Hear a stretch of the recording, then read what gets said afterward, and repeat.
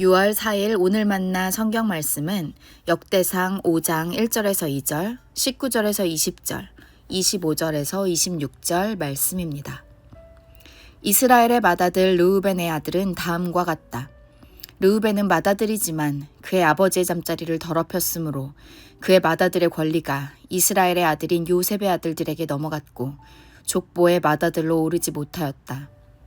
유다는 그의 형제들보다 세력이 크고 그에게서 영도자가 났으나 맏아들의 권리는 요셉에게 있었다.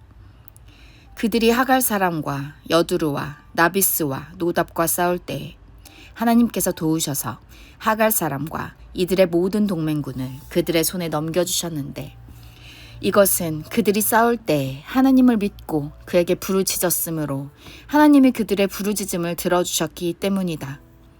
그러나 그들은 그 조상의 하나님을 배신하고 하나님께서 그들 앞에서 없애버린 그 땅 백성의 신들을 섬겼으므로 이스라엘의 하나님께서 아시리아의 불왕의 마음과 아시리아의 디글랏 빌레셀 왕의 마음을 부추기셔서 르우벤과 갓과 므낫세 반쪽 지파를 사로잡아 할라와 하볼과 하라와 고산 강가로 끌고 가게 하셨다. 그래서 그들이 오늘날까지 거기에 살고 있다. 아멘. 오늘 만나러 만나주시는 하나님을 기대합니다.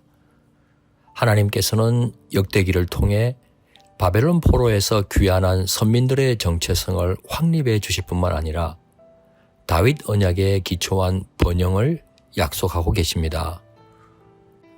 족보나 성전 예배를 통해 선민 정체성의 뿌리는 바로 당신과의 관계에 있다는 점을 역설하십니다. 오늘 5장은 과거 출애굽 조상들 가운데 요단 동편을 차지한 르우벤, 갓, 므낫세 반지파의 이야기를 복귀함으로써 바벨론에서 귀환한 선민들에게 교훈을 남기고자 합니다. 지금의 우리들에게도 적용되는 영적 교훈이겠습니다. 먼저 1절과 2절에서 르우벤의 잘못을 지적합니다. 이스라엘의 맏아들 르우벤의 아들은 다음과 같다. 르우벤은 맏아들이지만 그의 아버지의 잠자리를 더럽혔으므로 그의 맏아들의 권리가 이스라엘의 아들인 요셉의 아들들에게 넘어갔고 족보에 맏아들로 오르지 못하였다.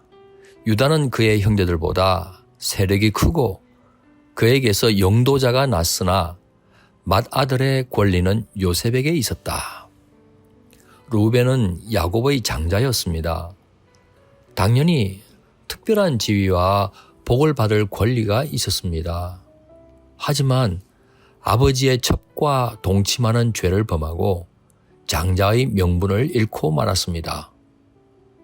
의로운 길에서 벗어나면서 자신의 개인적 잘못을 넘어 지파 공동체 전체의 미래에도 영향을 미치게 되었던 것입니다. 결국 장자의 명분은 요셉에게로 넘어갔고 유다는 형제들 중에서 뛰어나 영도자를 배출하게 됩니다. 불의는 분명 하나님과의 관계가 깨어지는 데서 출발합니다. 하나님과의 관계는 하나님의 계명에 순종하는 삶과도 직결되어 있습니다. 하나님께 불순종하면서 하나님과 화목한 관계를 유지할 수는 없지 않겠습니까? 인류의 첫사람도 하나님의 계명에 대한 불순종으로 온 세상에 죄를 들여놓았습니다. 하나님의 말씀에 불순종하는 것은 단순히 도덕적인 문제가 아닙니다. 우리에게 주어질 영적인 복은 물론 물질을 포함한 모든 복을 잃어버리게 합니다. 그것도 개인뿐만 아니라 개인이 속한 공동체까지 말입니다. 작은 불순종이어도 그 결과는 걷잡을 수 없이 큰 부정적인 영향을 미칠 수 있음을 기억해야 하겠습니다. 하나님께서는 당신 외에 다른 신들에 기대어 살고자 하면 묵과하지 않으십니다. 주변 강대국을 사용해서라도 징계를 하시는 분이십니다. 르우벤 지파, 갓 지파, 그리고 므낫세의 반지파들은 요단 동편에 거주하며 목축업으로 번성했던 지파들이었습니다. 하나님의 도우심으로 대적들을 물리치는 경험도 했습니다. 그런데 이들이 아시리아 제국의 침공을 받고 포로로 끌려가는 비극을 겪었습니다.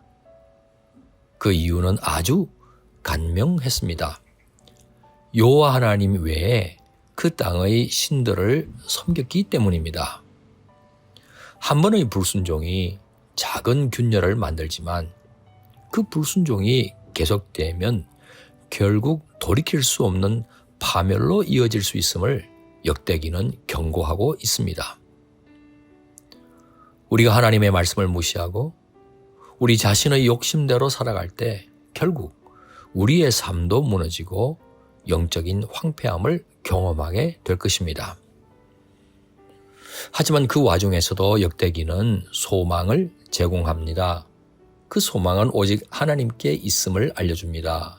20절 하나님께서 도우셔서 하갈 사람과 이들의 모든 동맹군을 그들의 손에 넘겨주셨는데 이것은 그들이 싸울 때에 하나님을 믿고 그에게 부르짖었으므로 하나님이 그들의 부르짖음을 들어주셨기 때문이다.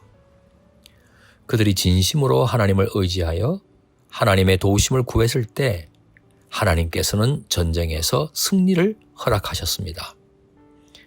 비록 그들이 나중에 하나님 외에 다른 신을 숭배하는 바람에 포로로 끌려갔지만 하나님을 의지하고 부르짖을 때는 하나님께서 기꺼이 도우셨다는 사실을 분명히 하신 겁니다. 사랑하는 성도 여러분, 우리의 삶에도 수많은 도전과 어려움이 찾아옵니다. 때로는 우리 자신의 불순종으로 인해 고통을 겪기도 하고 예측하지 못한 문제들로 좌절하기도 합니다. 그러나 중요한 것은 우리가 어떤 상황에 처해 있든지 하나님께로 돌이키고 하나님을 의지하여 그 도우심을 구하는 것입니다. 하나님께서는 우리의 죄와 불순종에도 불구하고 우리가 회개하고 그분께 나아갈 때 언제나 용서하시고 다시 일으켜 세워주시는 긍휼과 자비의 하나님이십니다. 혹시 우리 삶 가운데 하나님께 불순종하고 있는 영역은 없는지 돌아보십시다. 겸손히 하나님의 얼굴을 구하십시다. 간절하게 하나님의 도우심을 구하십시다. 하나님을 주인으로 모심으로써 하나님과 올바른 관계 속에서 귀한 은혜를 누리시는 높은 뜻 성도님 되시길 축원합니다. 기도하시겠습니다. 우리의 주인이 되시는 하나님, 불순종이 얼마나 심각한 죄이며 얼마나 부정적인 영향력을 끼치는지 깨닫게 해 주시니 감사를 드립니다. 언제나 하나님을 바라보며 하나님을 의지하기를 사모합니다. 귀하신 예수 그리스도의 이름으로 기도드립니다. 아멘. 이제 두 가지 제목으로 함께 기도하겠습니다. 첫째, 오늘의 말씀을 따라 기도하겠습니다. 하나님 뜻에 순종하는 높은 뜻 사람의 정체성을 확고히 붙들 뿐 아니라 전심으로 하나님의 도우심을 구하게 하옵소서. 둘째, 다음 세대를 위해 기도하겠습니다. 우리의 다음 세대가 하나님의 뜻에 순종하는 명실상부한 높은 뜻 사람이 되어 하나님을 의지하는 자를 도우시는 하나님 은혜를 누리게 하옵소서. 이 제목으로 기도하신 후에 개인 기도를 계속하시겠습니다.